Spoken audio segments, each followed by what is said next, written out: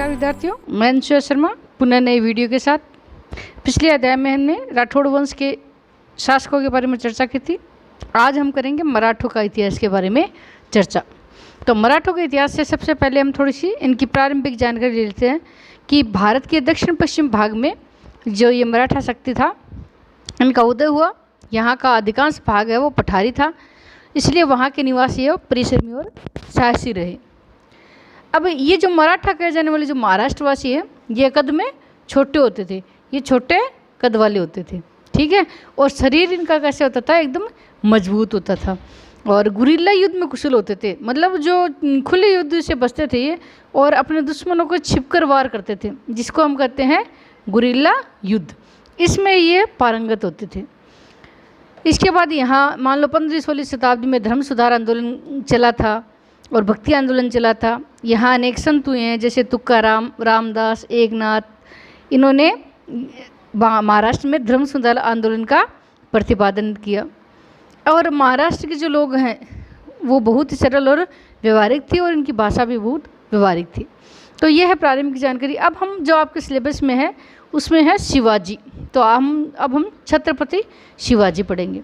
तो इनका जन्म है वो 20 अप्रैल 1727 ईस्वी में शिवनेर दुर्ग में हुआ था, शिवाजी का जन्म, ठीक है। माता का नाम था जीजाबाई और पिता का शाहजी भोंसले। इनके दो गुरु थे, आध्यात्मिक गुरु थे समर्थ गुरु रामदास, और जो राजनीतिक गुरु थे और संरक्षक थे वो थे दादा कोणदेव, जिन्होंने उनको सैनिक शिक्षा और अस्त्र शस्त्र चलाने की शिक्षा प्रदान की थी इन्होंने, ठीक है। अब इनके जो पिता थे शाहजी, वो क्या कि एक औरत थी तुक्काबाई मोहिते, इनसे विवाह कर लिया। इसलिए इनकी जो माता थी जीजाबाई, ये अलग रहने लग गई और इन्होंने ही शिवाजी का लालन पोषण किया था। और शिवाजी पे सर्वाधिक प्रभाव भी इन्हीं जीजाबाई का ही पड़ा था। अब देखो इनकी विजय क्या थी। तो सबसे पहले जो 12 वर्ष की आयु में ही उन्होंने अपने पिता से पूना की जो जागीर थी वो प्राप्त की थी सबसे पहले। उसके बाद में 19 वर्ष की आयु में उन्होंने 1646 ईस्वी में एक मावले के जो युवक थे उनका एक दल बनाकर पूना के जो निकट तोरण दुर्ग पर इन्होंने अधिकार कर लिया। उसके बाद 1646 में इन्होंने बीजापुर के सुल्तान से रायगढ़, ठीक है, चाकण, बारामती, सिंहगढ़ और पुरंदर दुर्ग वो छीन लिया था, ठीक है। उसके बाद 1656 में इन्होंने कोंकण के क्षेत्र में जो कल्याण और जावली, इस दुर्ग पर भी इन्होंने विजय प्राप्त कर ली शिवाजी ने। उन्होंने अपनी राजधानी कहाँ बनाई, रायगढ़ को उन्होंने अपनी राजधानी बनाई। शिवाजी ने अपनी राजधानी है वो रायगढ़ को बनाया था। कब? 1656 ईस्वी में, ये ध्यान रखना है। अब देखो शिवाजी क्या करते थे, जो साम्राज्य को बढ़ाना चाहते थे, इसलिए इनकी साम्राज्य विस्तार नीति से रुष्ट होकर बीजापुर के जो सुल्तान थे आदिल शाह, उन्होंने क्या किया था, शिवाजी की हत्या करने के लिए अफजल खां को भेजा था। अफजल खां ने क्या किया था, ये अपने साथ वो हथियार लेके आए थे और शिवाजी को यूँ कहा था मैं आपसे गले मिलना चाहता हूँ। लेकिन शिवाजी को अंदेशा था कि कहीं ना कहीं ये धोखा देगा। जैसे ही शिवाजी के गले मिलने लगे तो इन्होंने शिवाजी के पेट में जैसे छुरा भोंकने की कोशिश की, लेकिन शिवाजी ने बगनखे से उसका पेट फाड़ डाला था और अफजल खां को मार दिया था शिवाजी ने। इसके बाद में अफजल खां के बाद में उस समय देखो भारत पर औरंगजेब का साम्राज्य था। औरंगजेब भी ये चाहता था कि शिवाजी है वो अपनी विजय अभियान रोके, इसलिए औरंगजेब ने शिवाजी का दमन करने के लिए शाइस्ता खां को भेजा। ये शाइस्ता खां को भेजा। इसने शाइस्ता खां ने क्या किया था, पूना पर अधिकार कर लिया। पूना पर इसने अधिकार तो कर लिया, शिवाजी को पता चल गया कि पूना पर अधिकार हो गया। अब शिवाजी ने क्या किया था, रात्रि में शिवाजी ने जो उसका शिविर था शाइस्ता खां का, उस शिविर पर शिवाजी ने हमला कर दिया। इस शिविर पर शिवाजी ने हमला कर दिया, जिसमें उसका एक तो पुत्र और 3 अंगुलियाँ उसको गंवानी पड़ी। इसके बाद में शिवाजी ने, ये इम्पोर्टेंट है, 1664 ईस्वी में सूरत को लूटा। देखो शिवाजी ने 4 बार सूरत लूटा था और 10 जनवरी 1664 को पहली बार सूरत को लूटा था, जिसमें उनको करोड़ों रुपए प्राप्त हुए, धन प्राप्त हुए, सोना प्राप्त हुआ। और ये ज़रूरी भी था क्योंकि शिवाजी अपना साम्राज्य को विस्तार करना चाहते थे। अब इससे औरंगजेब नाराज़ हो गया, तो जिससे औरंगजेब ने नाराज़ होकर अब एक तो मिर्जा राजा जयसिंह जो जयपुर के जयसिंह थे, हमने इनके बारे में पढ़ा भी था, और दिलेर खां को दक्षिण भारत भेजा। इनको दक्षिण भारत भेजा कि आप शिवाजी का विजय अभियान है रोको। अब शिवाजी और मिर्जा राजा जयसिंह के मध्य जून 1665 ईस्वी में पुरंदर की संधि हुई। इसके बारे में हमने पहले भी पढ़ा और दोबारा चर्चा कर लेते हैं। अब इस संधि के क्या प्रावधान थे? इस संधि के प्रावधान थे कि शिवाजी अपने ये जो 35 में से 23 किले मुगलों को दिए शिवाजी ने। दूसरी बात शिवाजी ने क्या की, शिवाजी के पुत्र औरंगजेब ने बदले में क्या किया, शिवाजी के पुत्र संभाजी को मुगल दरबार में 5 हजारी का मनसब बनाया। 5 हजारी इनके अंडर में घोड़े रहते थे। ठीक है। अब मिर्जा राजा जयसिंह ने शिवाजी को कहा कि आप आगरा महल में उपस्थित हो और मैं आश्वस्त करता हूँ कि आपके कुछ नहीं करने दूंगा औरंगजेब को। तो और ये और कहा जयसिंह ने कि उन्हें जो दक्षिण के मुगल सूबे उनका सूबेदार बना दिया जाएगा, आप आ जाओ। तो 1666 ईस्वी में शिवाजी है आगरा में जो स्थित महल है वहाँ उपस्थित हुए। अब औरंगजेब ने उनके साथ अच्छा व्यवहार नहीं किया, औरंगजेब ने उनके साथ बढ़िया व्यवहार नहीं किया, सामंतों जैसा व्यवहार नहीं किया, और उसके बाद उन्हें और उनके पुत्र को नज़रबंद कर दिया। उनके पुत्र कौन थे? संभाजी। इन दोनों को औरंगजेब ने क्या कर दिया था? नज़रबंद कर दिया था दोनों को। नवंबर 1666 ईस्वी में शिवाजी गुप्त रूप से कैद से निकलकर वापस महाराष्ट्र पहुंच गए। और अगले वर्ष उन्होंने क्या किया था? शिवाजी ने जो औरंगजेब अगले वर्ष उन्होंने इस पे बरार पर आक्रमण अगले वर्ष उन्होंने वापस आना युद्ध अभियान शुरू किया। तो औरंगजेब को भी पता चल गया कि शिवाजी से जल्दी से हम लोहा नहीं ले सकते। तो औरंगजेब ने शिवाजी को राजा की उपाधि दी और बरार की जागीर दे दी, लेकिन शिवाजी से संतुष्ट नहीं हुए और धीरे धीरे करके शिवाजी ने अपने सभी किले जीत लिए थे। अपने जितने भूभाग औरंगजेब के अधिकार क्षेत्र में थे, शिवाजी ने उन सारों को धीरे धीरे क्या कर लिया था? जीत लिया था, अपने सारे किलों को। इसके बाद में 1770 ईस्वी में क्या किया था? शिवाजी ने सूरत को दोबारा लूटा। अब ये देखो, शिवाजी ने इन जो मुगल प्रदेश को जीता था उन पे 2 कर लगाए थे। एक का तो नाम था चौथ, एक का नाम था सरदेशमुखी। ये 2 कर भी लगाए थे। चौथ मतलब चौथा हिस्सा वसूल करते थे, और सरदेशमुखी का अर्थ है कि इन क्षेत्रों का सरदेश मतलब राजा शिवाजी है। ये दोनों जो कर है वो शिवाजी वसूल करते थे। अब शिवाजी क्या है कि उन्होंने ये वसूल करना शुरू कर दिया इन देशों से। अब शिवाजी का राज्य थोड़ा विस्तार हो गया, तो शिवाजी ने क्या किया था? अपना राज्याभिषेक कराया था। हालांकि एक बार उन्होंने पहले भी अपना राज्याभिषेक कराया था, ये उनका दूसरा राज्याभिषेक है। लेकिन पहले राज्याभिषेक करवाने के तुरंत बाद उनकी माता जी का देहांत हो गया, तो उन्होंने ये कहा था कि वो मेरे लिए अपशुकुन था। तो उन्होंने दोबारा 1774 ईस्वी में रायगढ़ में अपना दोबारा राज्याभिषेक करवाया, और उनके साथ ही उन्होंने छत्रपति की उपाधि धारण की थी। छत्रपति की उपाधि उन्होंने धारण की थी। और इसके बाद में 1680 में शिवाजी की मृत्यु हो गई।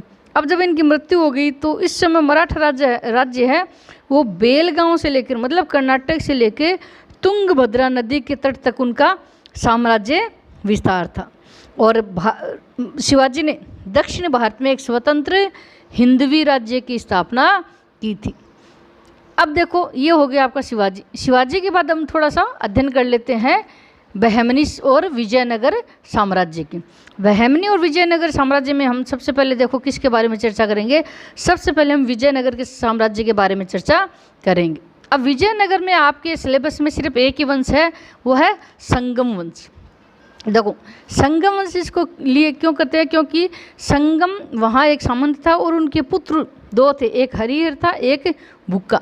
तो हरिहर बुक्का ने तुंगभद्रा नदी के उत्तर में इस विजयनगर राज्य की नींव डाली थी। और उस समय दिल्ली सल्तनत पर किसका अधिकार था? उस समय दिल्ली सल्तनत पर मोहम्मद तुगलक का अधिकार था। ठीक है। अब देखो, वारंगल के जो काकताई थे ये विजयनगर वाले इनके सामंत थे, और उन्होंने क्या किया था कि जो आधुनिक कर्नाटक है उस कर्नाटक में एक क्षेत्र है कंपिली। ठीक है, ये कंपिली राज्य के मंत्री बन गए। और इसके बाद उन्होंने काम्पिली को रोंद डाला, उस पर अधिकार कर डाला। अब काम्पिली पर इन्होंने अधिकार किया तो मोहम्मद तुगलक ने क्या किया था, इन दोनों भाइयों को बंदी बना लिया था। मोहम्मद तुगलक ने क्या किया था, इन दोनों भाइयों को बंदी बना लिया, लेकिन बाद में उनको मुक्त भी कर दिया। अब धीरे धीरे इन्होंने अपना साम्राज्य का विस्तार करना शुरू कर दिया और इनकी राजधानी थी वो थी हम्पी, जो आज भी है। इसके स्थल व खंडर के रूप में देखे जाते हैं और यूनेस्को ने इस हम्पी को विश्व धरोहर के रूप में शामिल कर लिया है यूनेस्को ने। अब सबसे पहले हम देखते हैं कि हरिहर का राज्यारोहण कब हुआ था। बड़ा भाई था हरिहर, तो 1336 ईस्वी में हरिहर राजा बनता है। 10 साल इसने शासन किया था। इसके बाद इसका भाई बुक्का वो 1346 ईस्वी में शासक बना। अब बुक्का ने क्या किया था, सारे दक्षिण भारत में लगभग इसने अपना अधिकार कर लिया, जैसे रामेश्वर है, तमिल है, चेर प्रदेश है, इन सारे पर इसने अपना साम्राज्य फैलाया था। अब इसके बाद में हरिहर द्वितीय शासक बना था बुक्का के बाद, ठीक है। तो इस काल में क्या है, इसने शिवजी के ज़्यादा तो हालांकि इसने कोई विकास वगैरह नहीं किया। हाँ, इसका सिर्फ जो बहमनी राज्य था उसी समय, जिस समय विजयनगर साम्राज्य दक्षिण भारत थे, उसी समय बहमनी साम्राज्य भी दक्षिण भारत में था, जिसकी भी हम आगे चर्चा करेंगे। तो उसके साथ इनका संघर्ष हुआ।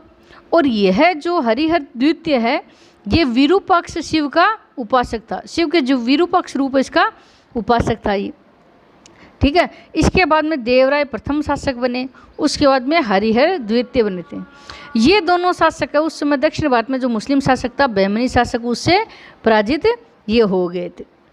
अब देखो उसके बाद जो शासक बनता है वो है देवराय द्वितीय। ये किसका पुत्र था, ये बुक्का का पुत्र था। हरिहर का जो छोटा भाई था बुक्का, उसका पुत्र था।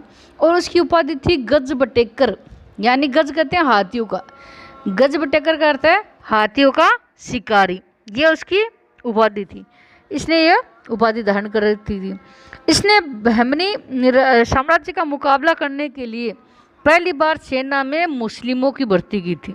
इससे पहले ये एक तरह से हिंदू की भर्ती करते थे, लेकिन बहमनी साम्राज्य का मुकाबला करने के लिए इन्होंने मुस्लिमों को भर्ती किया था।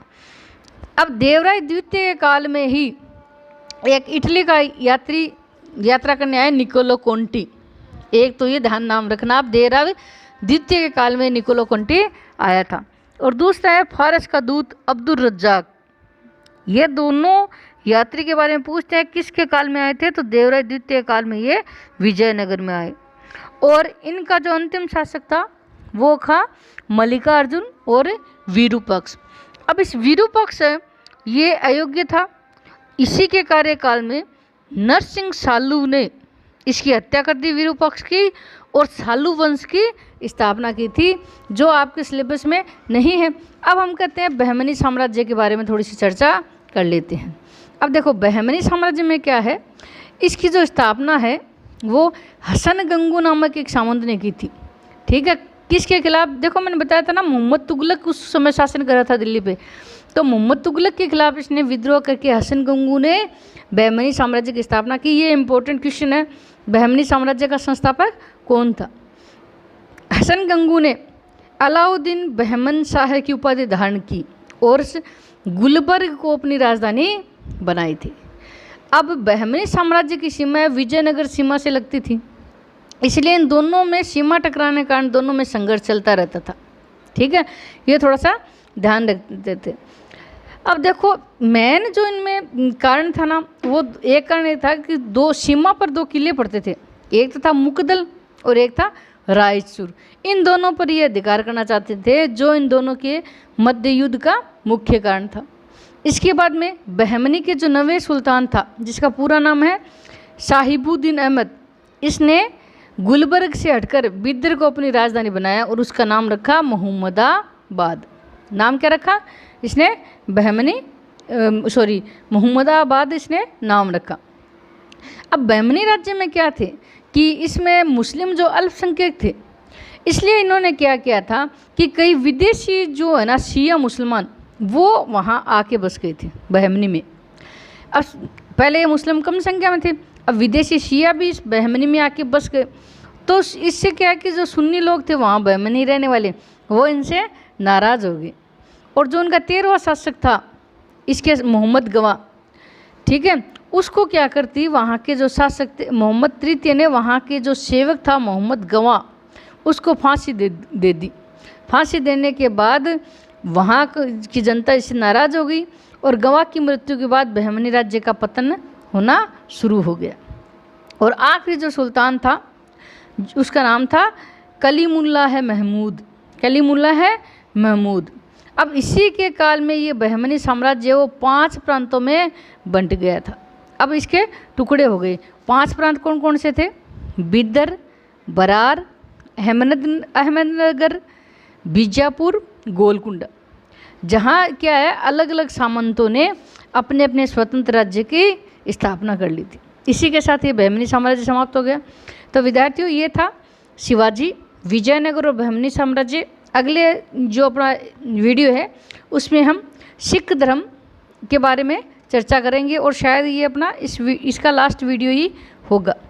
ठीक है, धन्यवाद।